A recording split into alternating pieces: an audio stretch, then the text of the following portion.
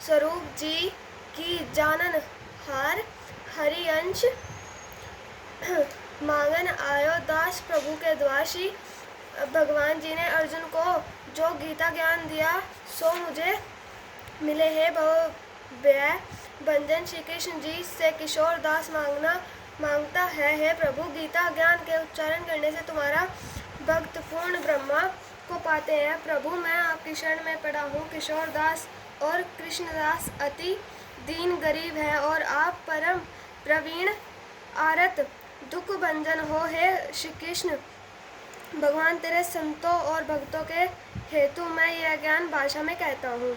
श्री गीता के ज्ञान की कथा प्रारंभ। जब कौरव पांडव महाभारत के युद्ध को चले तब राजा धृतराष्ट्र ने कहा मैं भी युद्ध को देखने चलूंगा। तब श्री व्यास जी ने कहा, हे राजन नेत्र के बिना क्या देखोगे।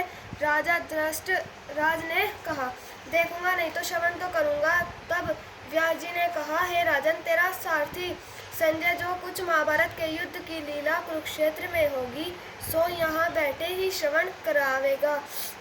व्यास जी के मुख से यह वचन सुनकर संजय ने विनती करी, है प्रभु यहाँ हस्तिनापुर में बैठे कुरुक्षेत्र की लीला कैसे जानूंगा तथा राजा को किस बात कहूँगा। तब व्यास जी ने संजय को यह वचन कहा, हे संजय मेरी कृपा से तुझे यहाँ ही सब दिखाई देगा। व्यास जी के इतना कहते ही संजय की दिव्य दृष्टि हो गई और बुद्धि भी दिव्य हो गई। अब आगे महाभारत का कौतुक कहते हैं सो सुने।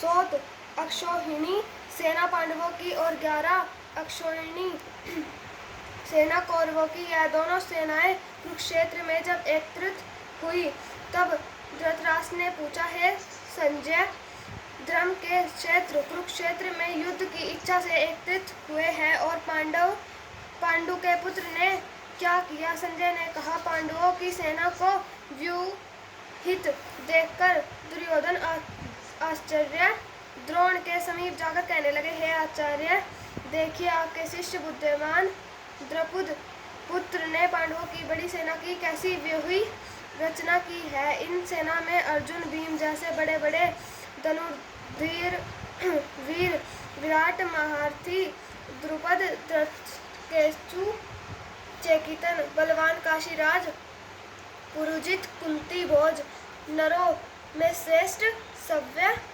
पराक्रमी युधामन्यु बलवान उत्तमौजा अभिमन्यु और द्रौपदी के पुत्र सबके सब महारथी हैं।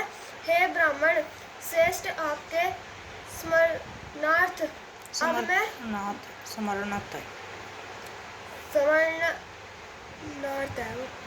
अब मैं अपनी सेना के प्रधान सेनापतियों के नाम बताता हूँ। आप भीष्म कर्ण युद्ध विजयी कृपाचार्य अश्वत्थामा विकर्ण सोमदत्त का पुत्र भूरिश्वा और बहुत से शूरवीर मेरे लिए प्रणाम तक देने के लिए तैयार हैं। ये लोग शस्त्र चलाने में अति निपुण हैं। हमारी सेना को जिससे भीष्म रक्षक हैं अपरिमित बल है और उनके सेना जिसके भीम रक्षक है थोड़ा बल है। अब आप सब अपने अपने मोर्चों पर सभी सावधान रहकर सेनापति की रक्षा कीजिए। भीष्म पितामह ने दुर्योधन को प्रसन्न करते हुए और ऊंचे स्वर में गरजते हुए शंख बजाया। फिर वहां चारों ओर शंख नगाड़े ढोल गोमुख आदि बजने लगे जिसका बड़ा भयंकर शब्द हुआ, जिसके अनंतर श्री कृष्ण और पांडव अर्जुन ने दिव्य शंखों को बजाया। श्री कृष्ण ने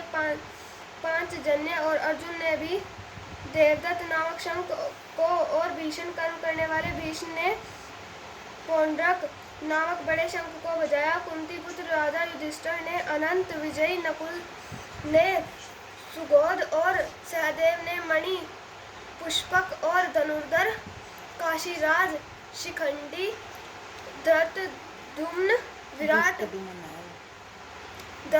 विराट अपराजित सात्यकी राजा द्रुपद और द्रौपदी के पुत्र और महाबाहु अभिमन्यु, इन सब वीरों ने अपने अपने शंखों को बजाया। उन शंखों के भारी शब्द से आकाश और पृथ्वी गूंज उठे और धृतराष्ट्र के पुत्रों के हृदय कांप उठे। हे राजन अर्जुन ने कौरवों को युद्ध के लिए प्रस्तुत देखकर धनुष उठाकर श्री कृष्ण से कहा कि हे अच्युत, मेरे रथ दोनों सेनाओं के बीच में खड़ा कीजिए, जिससे मैं युद्ध करने वाले को देख लूं कि इस रणभूमि में मुझे किन किन के साथ युद्ध करना चाहिए। दुबुद्धि दुर्योधन से प्रीति करने वाले जो युद्ध के लिए यहाँ एकत्रित हुए हैं उनको देखूंगा। संजय ने कहा, हे राजन, अर्जुन की बात सुनकर श्री कृष्ण ने भीष्म, द्रोण आदि वीरों के सामने उत्तम रथ को खड़ा करके कहा कि हे वीर, युद्ध के लिए उद्धत इन कौरवों को देख लो। अर्जुन ने चाचा, बाबा, गुरु, मामा, भाई, पुत्र, पौत्र, मित्र, ससुर और स्वजनों को शास्त्रों से सुसज्जित खड़े देखा और उसने इन दोनों सेनाओं में अपनी ही सब बांधवों को देखकर परम दयार्द हुए यह वचन कहे, हे कृष्ण, युद्ध की इच्छा से आए हुए इन अपने बांधवों को देख मेरे अंग ढीले होते जाते हैं और मुख सूखा जा रहा है, मेरा शरीर बेकल होता है, गांडवी हाथ में गिर जाता है। हे केशव, मुझसे यहाँ खड़े रहने की सामर्थ्य नहीं है और सब लक्षण मैं उल्टे देख रहा हूँ और संग्राम में अपने स्वजनों का वध करके कोई लाभ नहीं होगा। हे कृष्ण, मैं जीत, राज्य और सुख भी नहीं चाहता हूँ। हे प्रभु, हमको राज्य, भोग तथा जीवन से क्या काम है,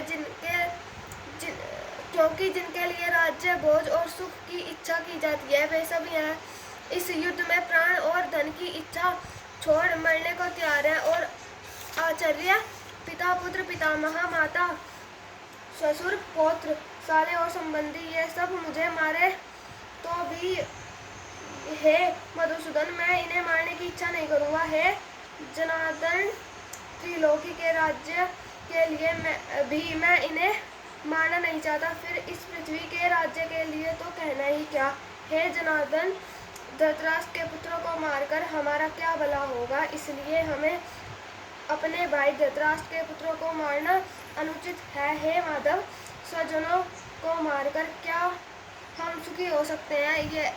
ये सब लोभ के वशीभूत और कुल के नाश करने तथा मित्र द्रोह अपने में पाप को नहीं देखते। कुल नाश के दोष को जानते हुए भी हमको इस पातक से क्या नहीं दूर रहना चाहिए। कुल का नाश होने से कुल के प्राचीन धर्म नष्ट हो जाते हैं, फिर धर्म नाश होने से कुल में पाप बढ़ता है। कृष्ण, पाप से कुल की स्त्रियां व्याभिचारिणी होती हैं, जिससे वर्ण शंकर संतान उत्पन्न होती है। वह वर्ण शंकर जिन पुरुषों ने कुल को नष्ट किया है उनको तथा उनके कुल को नरक में पहुंचाते हैं, क्योंकि श्रद्धा, तर्पण आदि बंद हो जाते हैं। वर्ण शंकर बनाने वाले दोषों से कुल सको के जाति धर्म और कुल धर्म निरंतर नाश होता है। हे जनार्दन, मेरे बराबर सुना है कि कुल धर्म नष्ट होने से निश्चय नरकवास करना होता है। हाय, हम बड़ा पातक करने को तैयार हैं, जो राज्य सुख के लोभ से स्वजनों को मारने की कोशिश कर रहे हैं। शास्त्रों को धारण किए हुए धृतराष्ट्र के पुत्र यदि मुझे शस्त्र रहित और उपायहीन को रणभूमि में वध कर डाले तो मेरा बहुत कल्याण हो। संजय ने कहा, हे राजन, यह कहकर दुखित होकर अर्जुन ने धनुष बाण फेंक दिया और रथ के पिछले भाग में जा बैठा। पहले अध्याय का महत्व। एक समय पार्वती ने पूछा, हे महादेव जी, किस ज्ञान के बल से आपको संसार के लोग शिव कहकर पूजते हैं। मृग छाला ओढ़े, अंगों में शमशानों की विभूति लगाए, गले में सर्प और मुंडों की माला पहन रहे हो, इनमें तो कोई पवित्र नहीं, फिर आप किस ज्ञान से पवित्र हो, वह आप कृपा कर कहिए। श्री महादेव जी बोले, हे प्रिय, सुनो, गीता ज्ञान को हृदय में धारण करने से मैं पवित्र हूँ और उस ज्ञान में मुझे बाहर के कर्म व्यापते नहीं। तब पार्वती ने कहा, हे भगवान, जिस गीता ज्ञान की आप ऐसी स्तुति करते हैं उसके श्रवण करने से कोई कृतार्थ भी हुआ है। तब महादेव जी ने कहा, इस ज्ञान को सुनकर बहुत जीव कृतार्थ हुए हैं और आगे भी होंगे। मैं तुझको एक पुरातन कथा कहता हूँ, तू श्रवण कर। एक समय पाताल लोक में शेषनाग की शैया पर श्री नारायण जी नैन मूंद कर अपने आनंद में मग्न थे। उस समय भगवान के चरण दबाती हुई श्री लक्ष्मी जी ने पूछा, हे प्रभु, निद्रा और आलस्य उन पुरुषों का व्यापता है जो जीव तामसी है। फिर आप तो तीनों गुणों से अतीत हो, आप तो नेत्र मूंद रहे हो, यह मुझको बड़ा आश्चर्य है। श्री नारायण जी बोले, हे लक्ष्मी, मुझको निद्रा आलस्य नहीं व्यापता। एक शब्द रूप जो भगवत गीता है, जिसको जो ज्ञान है उसके आनंद में मग्न रहता हूँ। जैसे 24 अवतार मेरे आकार रूप है, तैसे यह गीता शब्द रूप अवतार है। इस गीता में यह अंग है। 5 अध्याय मेरा मुख है, 5 अध्याय मेरा भुजा है, 11वां अध्याय मेरा हृदय और मन है, 16वां अध्याय मेरा उदर है, 17वां अध्याय मेरी जगह है, 18वां अध्याय मेरे चरण है। सब गीता के जो श्लोक हैं सो मेरी नाड़ियाँ हैं, और जो गीता के अक्षर हैं सो मेरे रोम है। ऐसा जो मेरे शब्द रूपी गीता ज्ञान है, जिसके अर्थ में हृदय में विचारता हूँ और बहुत आनंद को प्राप्त होता हूँ। श्री नारायण जी ने कहा, हे लक्ष्मी, गीता ज्ञान को सुनकर बहुत जीव कृतार्थ हुए हैं, सो तू सुन। शूद्र वर्ण एक प्राणी था जो चंडालों के कर्म करता था और तेल लवण का व्यापार करता था। उसने बकरी पाली। एक दिन वह बकरी चराने को वन में गया और वृक्षों के पत्ते तोड़ने लगा। वहां सर्प ने उसे डस लिया, जिससे तत्काल उसके प्राण निकल गए। मरकर उसने बहुत नरक भोगे। फिर बैल का जन्म पाया। उस बैल को भिक्षुक ने मोल ले लिया।